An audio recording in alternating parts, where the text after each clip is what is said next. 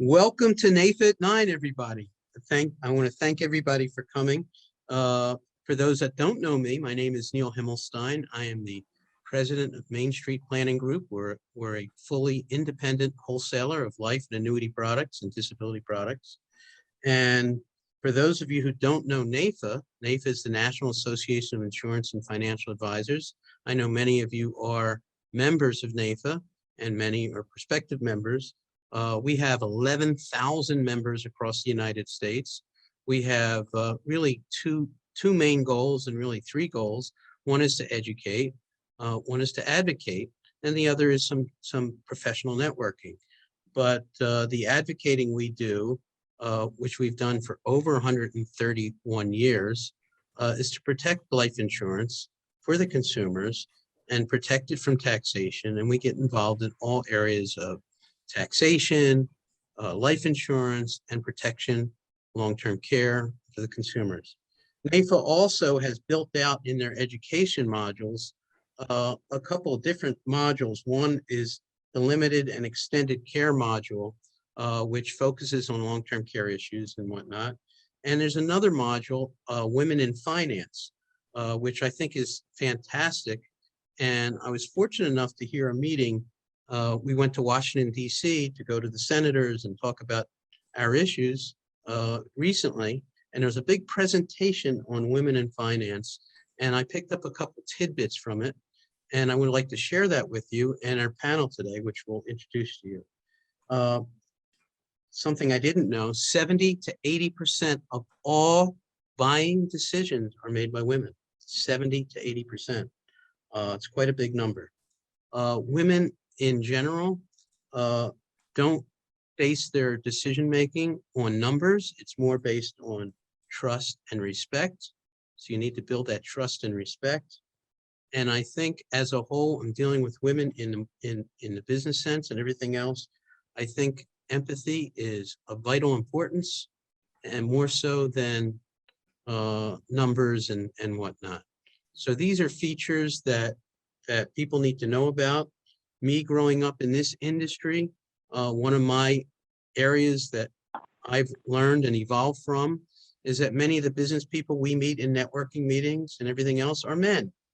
So many of the presentations and many of the people I've come across are presenting to men. And what they don't realize is they neglect the fact that they have spouses or business partners that are women, and that ultimately they may lose a sale, so to speak, because when they get home and give their paycheck to their wife, they're making the decision whether to buy or not. And they're not talking to the wife. And that's a big problem. And women in the marketplace have the most difficult role in our society because they're our caregivers. And not only for our family, but for their extended family. And having a job and raising children and taking care of your parents historically has been 3 or 4 jobs compared to most of the men that I know. So that's some of the differences. Today, I'm very excited to have a terrific panel. We're going to start off and introduce you to Constance Nostrin. Constance is the granddaughter of a woman named Viola Billings, and she's going to talk a little bit about that. Viola Billings was the first banker on Long Island, woman banker, back in 1945, and she ran the Savings and Loan Association. Great history, and it builds relevance to what we have today. We also have with us Aviva Pinto. Aviva Pinto is a registered investment advisor who works with women and has 100 advisors underneath her doing registered advisory work, predominantly with women that are divorced or widowed. Their practice is based on that and working with women, and she'll tell you a little bit more about that.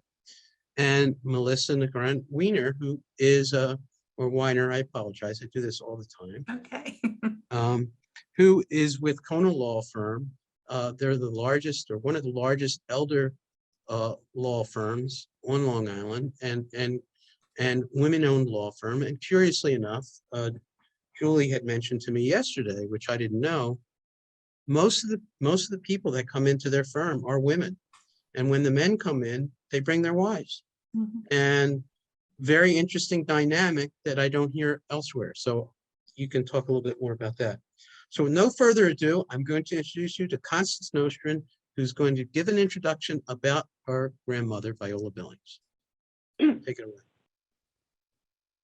Thank you. Thank you very much. This is a big shot here of my grandmother in the white, sitting at the head of that dais in 1945. And this is a very impressionable picture for my young child self. My name is Constance Conky Nostrand, and I'm a granddaughter of Viola C. Billings. The following is taken from a book, the 1949 Long Island, Nassau and Suffolk Personal and Family History, Volume 3. It says, one of the first women in this part of the country to be elected to a highly responsible executive position in a financial institution, Viola C. Billings, president of the First Federal Savings and Loan of Hempstead, Nassau County in 1945, is ranked among the outstanding personalities in the constructive development of modern suburban Long Island, and enjoys the ungrudging respect of the masculine majority in real estate and banking circles.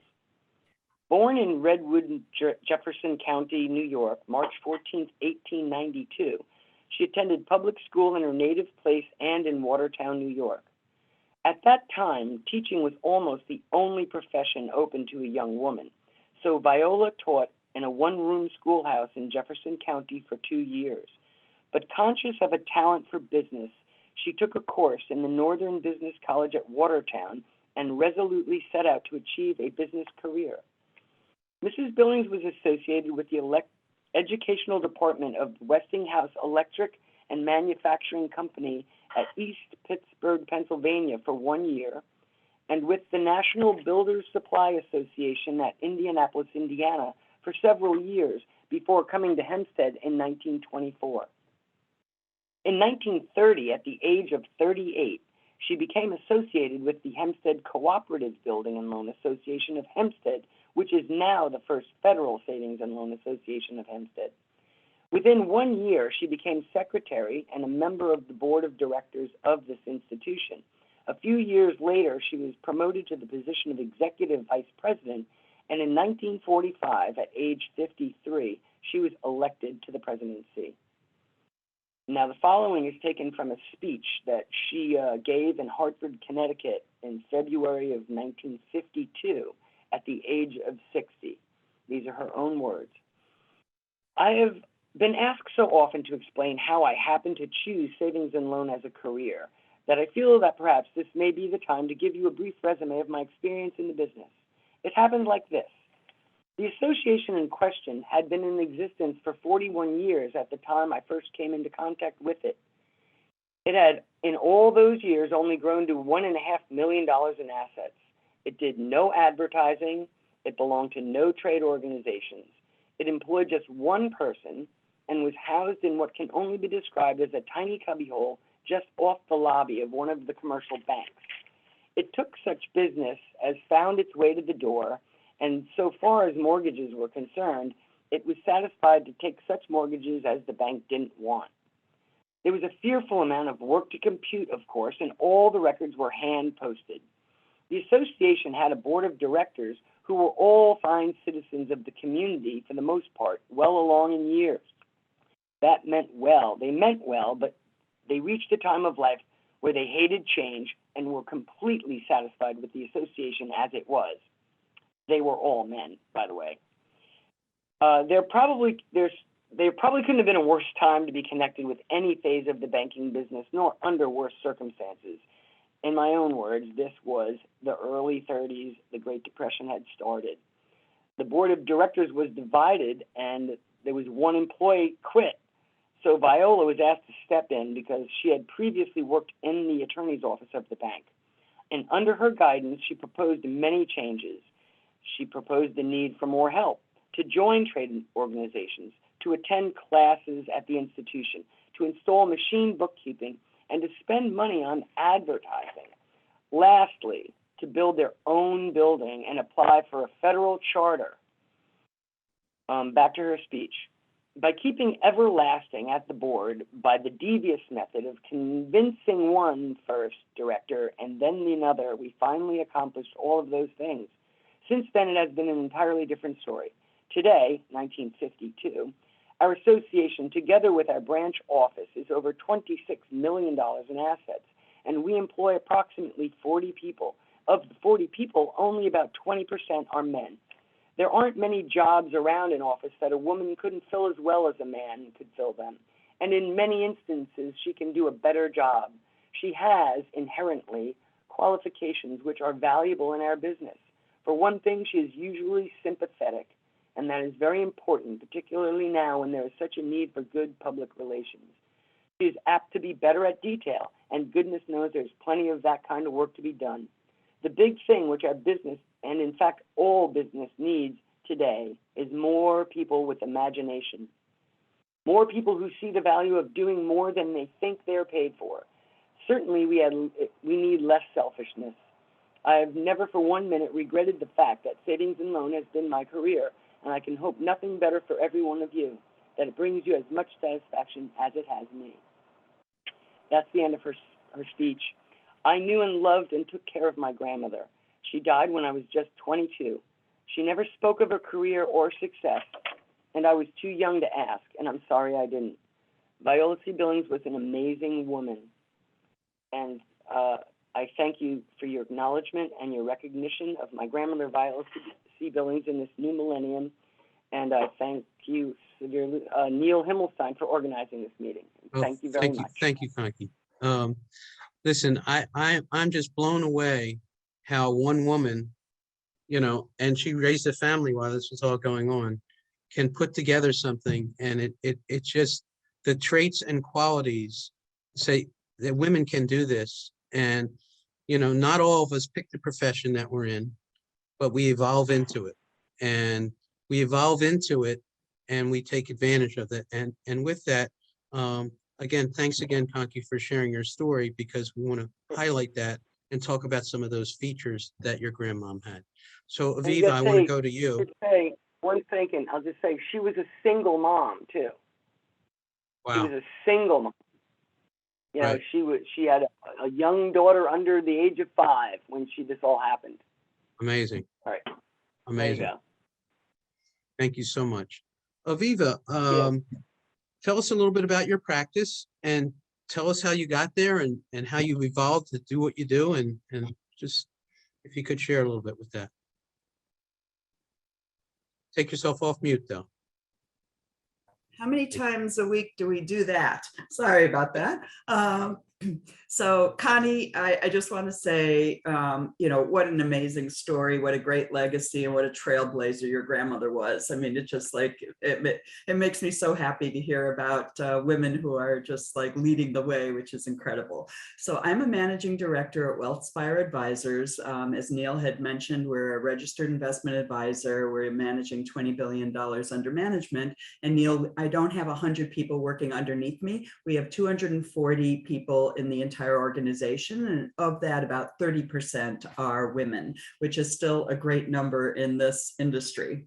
Absolutely. And the way I got started in this business is I did my MBA at University of Chicago. I came out in the 1980s when, you know, very few women, number one, were going to business school, let alone University of Chicago. That was just, you know, there were probably less than a handful of us that were women in the class. But I started in financial services, and I found that working with individuals was a lot more satisfying than working on the institutional side, because you were really helping one person. And on the institutional side, it was a lot of boards that were making the decisions, and you were presenting to lots of people. You didn't have a lot of say in the matter. When I started working with individuals, I found that the women, or the non-moneyed spouse, as it has evolved today, were the ones that didn't have the financial literacy and didn't have the experience in handling the money. Even though some of them were paying the bills, they weren't saving for their retirement or doing those types of things. And about 12 years ago, I kind of stumbled into the divorce area, where people going through divorce were getting large amounts of settlements and then not knowing what to do with it.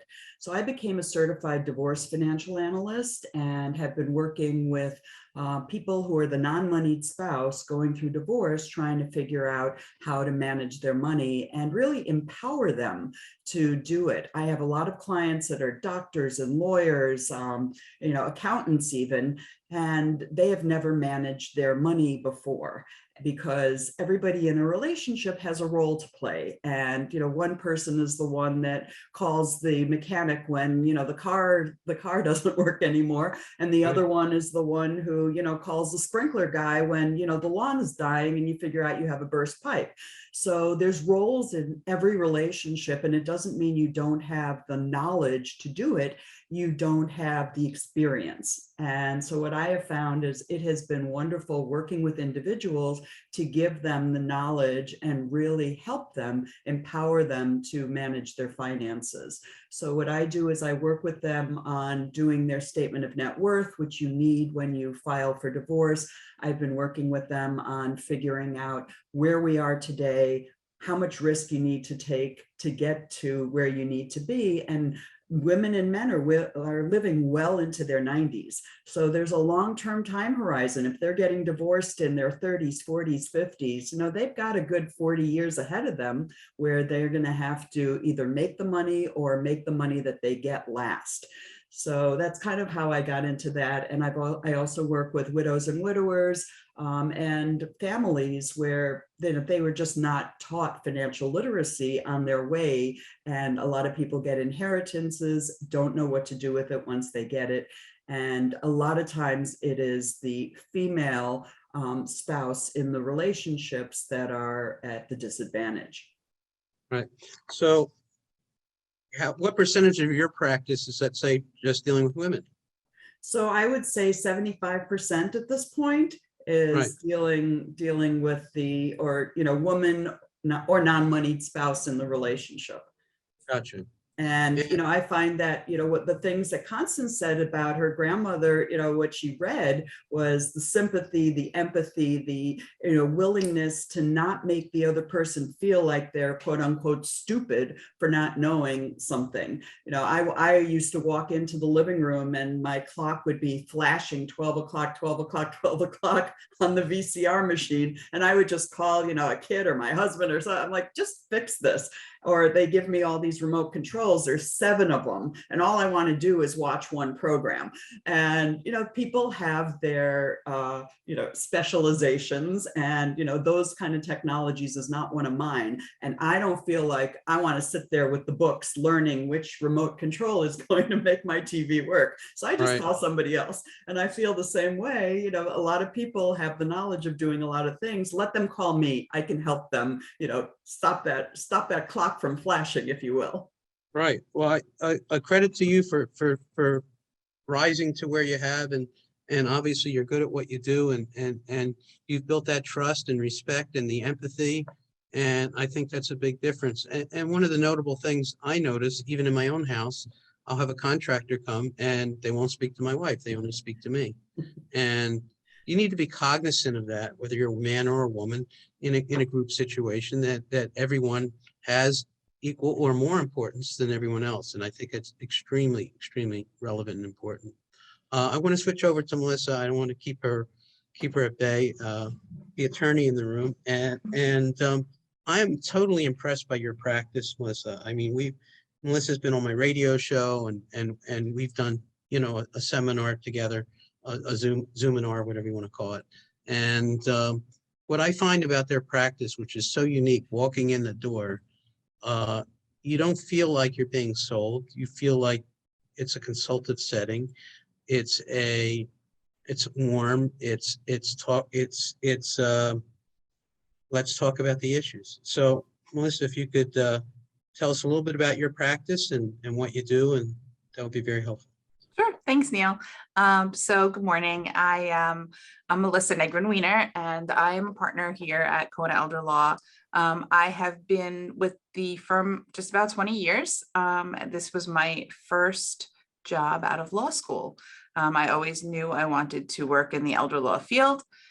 got very lucky to end up where I am, and started just working as an attorney and moving my way up the ranks. And you know, as Neil had said earlier, a very big part of what we do here is working with women, because women are typically the caregivers. The caregiving falls on their shoulders. And nowadays, many of the caregivers are mothers to young children, caring for aging parents, and also working, and a lot of them have very demanding careers and things like that. And it's really kind of an almost how much more can one person do kind of conversation every single day. And I think that that feeling that you get when you walk in the door about it being consultative and not, you know, not necessarily a sales pitch, is that many of us are in the same boat. And as you had said earlier, it is a woman-owned law firm, and we've all either been there or we are there. And we just really try to focus on helping families. To Aviva's point, yesterday I had a woman come in who said, you know, she just like threw all the financial documents up in the air, and she was like, my husband did all of this and didn't even know what they had. So, you know, we do spend a lot of time working with women through, you know, through that process, and trying to help them feel empowered that they can handle this as they go forward.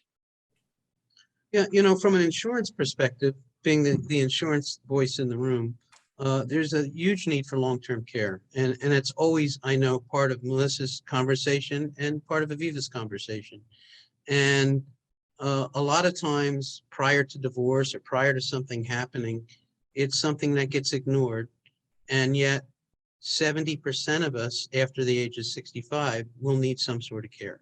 And that has to be addressed as you're looking at the finances and everything else, that protection. And particularly if you're a woman and by yourself, or a man by yourself, and you want to protect your assets, one of the biggest ways you could protect it, regardless of market, is having some sort of long-term care plan, whether it's a long-term care policy, whether it's a hybrid policy, or whether it's just a plan, to protect whichever assets and be whichever asset. I think it's very integral to what we all do. Long-term care and life insurance is a great protection mechanism.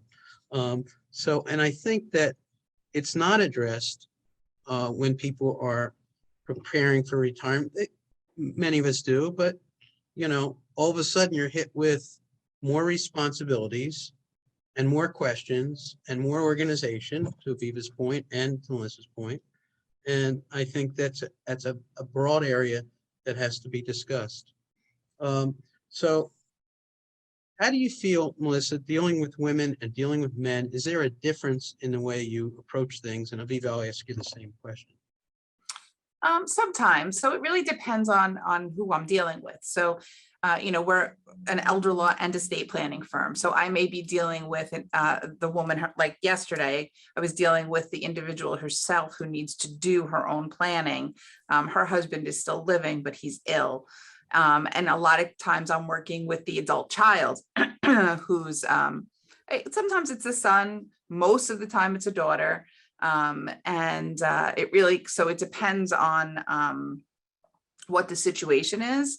But I find that when I'm working with a woman who's doing her own planning, it is typically a woman who is working kind of in the industry to the degree that she understands the importance of doing this, doing planning, making sure that assets are protected, making sure that there's a plan in place for long-term care. If she has children, making sure that things are in place in case something happens to her. They have some sort of knowledge of the area. I very rarely find that I speak to women on their own who don't work in some part of this field or know somebody that does. They almost don't even know that this kind of exists. So I think the key to it, whether it's men or women, is, to listen, because you really need to know what it is that they're worried about, what's on their mind, what they think is important, and whether or not they're right, to be able to address what they think is important and maybe help them kind of shift their thought process to what really needs to happen. I definitely find that when I'm dealing with the adult children in a crisis situation for mom and dad, the women are much calmer and, able to kind of just follow the instructions and do what they need to do. That's one of the things about being a good attorney, is being able to adjust the way that you work to the person you're working with. And you said something very important there that we haven't brought out, and that's communication. And I talk about that quite a bit. It is not just communication with the elderly parents, but with the children and the next generation. And I think in the financial area, in the financial field, whether it's an RIA or, not talking to the children, not having that conversation, or not knowing where their parents' stuff is a big problem, and a big opportunity for us as advisors to engage in other parts of the family and let everybody know where things are and how things are. Knowing where things are is extremely important. We've all witnessed situations where someone passes away and we don't know where the things are. We don't know if they have a will. All of a sudden it's a scramble situation. Aviva, you want to talk about that a little bit, because you deal in a lot of that area as well. Yeah, so going back to the first question about dealing with men and women differently, I think that the most important thing, like you said, is the communication and understanding people's communication styles. And, we're given 2 of these and 1 of these. And so, listening, as Melissa said, is just the most important thing. You have to understand where they're coming from. And when I'm dealing with people who are going through divorce and going through, a loss of somebody in the family, they're pretty much in shock at the beginning. And they're really not paying attention to what you're saying. So the first couple of meetings is more psychology than finances, and really understanding, how you can get them to calm down and focus on the things that are important. And in divorce, the most important thing is custody and money. Those are the only 2 things that a divorce is going to deal with. So what I try and do is understand that these people are going through, if you will, the death of a relationship. So you have to be very empathetic, sympathetic, and understand the emotions that are going on before you can start saying to them, okay, we have to fill out this 15-page statement of net worth that your attorney needs to get you through this divorce. So the most important thing is just to calm them down, make them feel that they're heard, make them feel that they're understood, and maybe not even talk about the finances at the beginning, and just have them know that there's somebody there that's got their back, that's going to be a team player for them and help them get through to the next stage. And the same thing when somebody has gone through the death of somebody in the family, the most overwhelming thing is the grief. They don't really focus on, oh my God, I have to pay the bills and, what's going to happen to me? I've never done this before. They're going through a huge grieving process. And being empathetic, sympathetic, understanding, and calming them down, I think, are the most important things at that point. As far as, what you were talking about with the communication, I think it's extremely important to understand how they listen and how they communicate. Some people are verbal. Some people like to see things on a chart. And so what I try and do is understand, where is that person coming from? And is that the kind of person that wants to see, if you invest here, it's going to get to here over a number of years? Or is it the person who's going to want to look at numbers? Or is it the person who's going to look at, okay, these are the kinds of companies that we're going to be investing in that you understand and you know and you love. And so it's really important to break it down and find out, how does the person learn? And, are they the kind of person that talks with their hands like me? Are they the kind of person that doesn't? Right. And so I think communication and how you communicate with them is extremely important. Agreed. And the other thing that again, Melissa had said as well, as you're saying, I think in intergenerational planning, there's a big opportunity for everyone in having those discussions before something happens, and making sure that they have the right insurance and everything else, and getting the kids involved and understanding where things are. Biggest So issue is we have what we call our checklist, if you will, where I like to sit down with a client and provide them with, these are the things that you have to know where they are. Who is the accountant? Who is the attorney? Where are the accounts? Who is the key person? Same thing as, an emergency list in your home when you have a babysitter. This is how you call the police. This is how you call the fire department. This is what happens if, the kid chokes on a bead.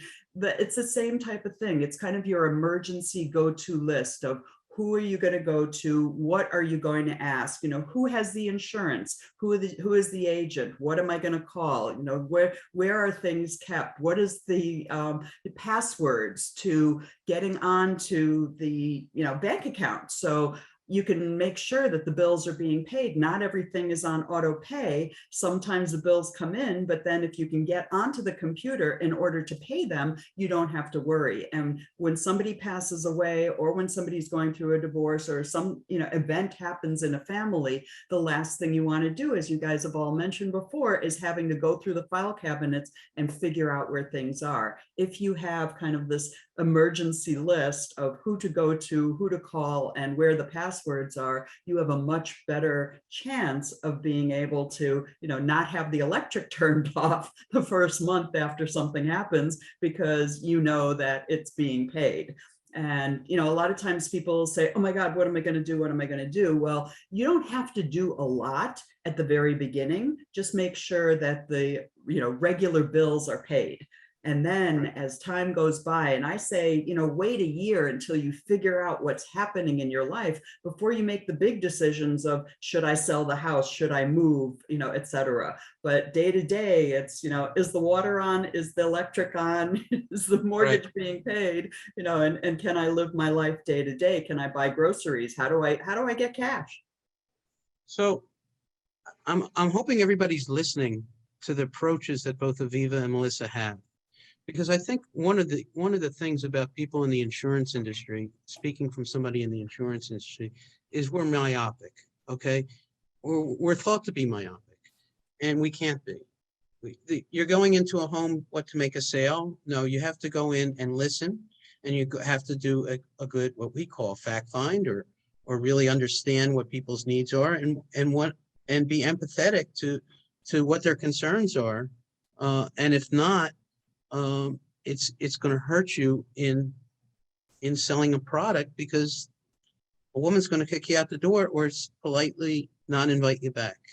And I think that's a big overriding message in our industry, is a problem, because we're perceived as salespeople. We're selling something, as opposed to giving financial advice, legal advice, and all these things come into play together. It's not, you need your expert in investments, you need your expert in insurance, and you certainly need that legal aspect or that accounting aspect, and you need to form a team of people that are going to help you. If you go in single-mindedly, I'm going to go sell you long-term care insurance, I'm going to go sell you this, or I'm going to go do this, it doesn't work.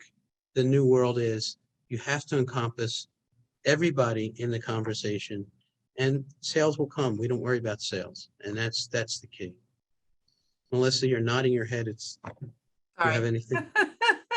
No, I was thinking about what Aviva said about, making sure everything is available to the family members. And, we provide our clients with something that we call our legacy logbook, where they can keep all of that information, the passwords and the logins and their insurance agent and their doctors, everything. So it's something that not only to be used, after mom and dad pass away, but even, while they're still alive, once you take over as power of attorney or healthcare proxy, which we're always doing for our clients, helping them prepare those documents, that, there's a go-to spot.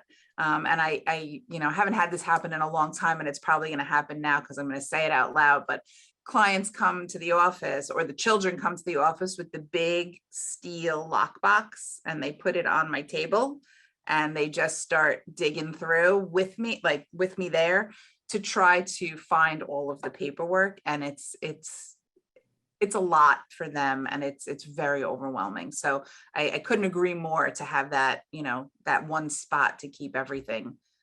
And all that Melissa, I think information. it's also important that the people who are involved in the relationship work as a team together. So I like to get to Absolutely. know who is the trust and estate attorney in the relationship, who is the accountant in the relationship, who is the, if I'm working with divorce, who's the divorce attorney, so that you can all work as a team, because sometimes you know information that I don't know, I know information that you don't know. And the more that we can work as a team to help this person or this family get through what they're going through, the better it is for them. So, Absolutely. one person becomes the quarterback, and it doesn't matter who that person is, as long as everybody's working together to make sure that it's happening, and, reaching out to, whoever is working with them on their insurance, et cetera. It's really important that they work together and they don't feel that, they just have all these one-off relationships. Very true. Very true. Terrific. If anyone has any questions, just please post them in the chat box, and we'll definitely get to them. Any other things that you can think of that you want to talk about? Particularly, I think it's important to understand the dynamics of relationships. So we talked about communication. We talked about organizing assets and everything else. This has nothing to do with selling, by the way. Nothing to do with selling at all. It's about establishing that relationship, establishing that trust, right? Being empathetic, and dealing with women clients and understanding that it's a whole different, it's not about numbers. It's not about who's cheaper, who's better, who's this. So that's the other thing I think is very important, Neil, is to get the other person involved very early on. I mean, if I have a relationship with, and you had said this before, but if I have a relationship with the moneyed spouse, I want to bring the non-moneyed spouse into the relationship and Absolutely. get them understanding where things are. And it's, I think this, the legacy, what did you call it, Melissa? The Legacy logbook. Yeah, legacy logbook. I think that's wonderful, but I also think they need to understand what's in that logbook. It's great to have, like I said, with, the remote controls, it's great to have the instructions of how to do it all, but it's daunting, and you look at it for the first time. If you never have done it before, even looking at that logbook could be overwhelming for people. So making them understand what it is, how it is, who you call, how they can get help, and knowing that, there's somebody that I can call that's like, hey, I don't know how to do this. Here's the logbook. You figure it out. You know how to do this, so that Right. There's somebody there that's your resource. But I think that it's very, very important to make sure that people understand that you are part of the solution.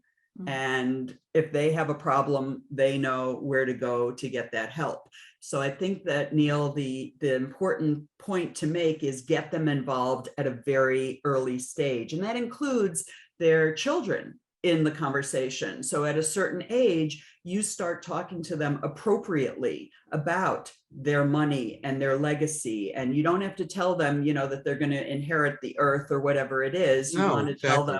tell them, don't tell them that. Tell They should them know where that there's things gonna are. What's that?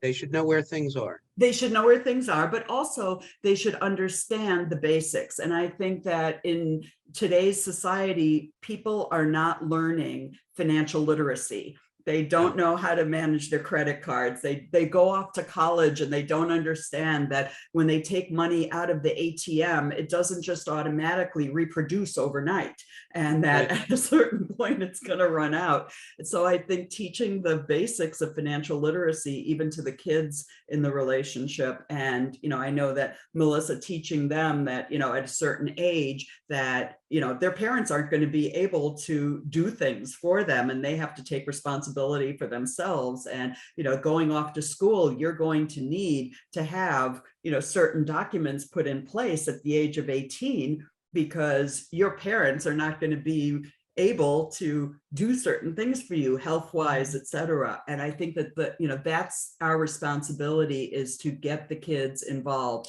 at an appropriate age so that they have the tools that they need should something happen to their parents, their mother, et cetera. Great. Couldn't agree more. And honestly, that is one of the things that, we talk about so often that people never even think of. Everybody kind of equates the power of attorney and the healthcare proxy with being elderly or being sick. But really, once you turn 18, like you said, Aviva, there's nobody with the legal authority to make decisions for you, to handle finances for you, just because and parents will say this to me all the time. What do you mean? I'm paying for college. I'm paying for books. I'm paying for doesn't matter.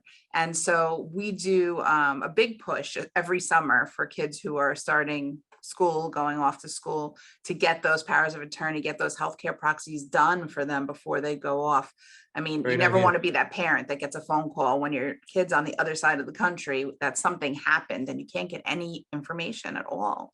Right. And the other thing is, they get access to their UTMA. And those uniform trust to minor accounts that have been accumulating since they were babies can now be worth a lot of money. And all of a sudden, the kids have total control over it. Mhm. And if Right. they have no idea how to handle money, and they see $150,000 in their account, all of a sudden, the next day, oh, I can afford a Maserati. That's Right. that's not a great thing. Right. No, so it's very important. Well, this has been terrific. Listen, Conky, I thank you so much for sharing the story about your grandmother and Aviva and what you've done. And we'll have everybody's contact information if you want to meet these people. I think it's great. And Melissa, thanks again. Your law firm has taught me a lot, just meeting you and knowing you and doing events with you. It's fantastic. And any questions whatsoever? So again, just to give you an idea, we do this once a month. We call it NAIFA-9. We are doing some live events. We've done a few recently. We do advocate. If you know local politicians and you have issues, we certainly have issues in the state of New York about insurance products. We're 49+1. Our state is lacking a lot of products that other states have. Because of many reasons, regulations, finances, and other things. So we are constantly involved as your political force, as your bar association, like an attorney has. We are the Association for Insurance Advisors and Investment Advisors, and we're there all the time. And if anybody would like to contribute or be part of that, please let us know if you're not a member. And if you'd like to be on the board in the future or do some advocacy with us, we welcome everybody. So thanks again. I want everybody to have a terrific day. I want to be respectful of everybody's time and enjoy the sun, everybody. Thanks again. Thank you, Neil. Thank you. Bye-bye. Bye, everyone. Bye. Bye-bye. Bye.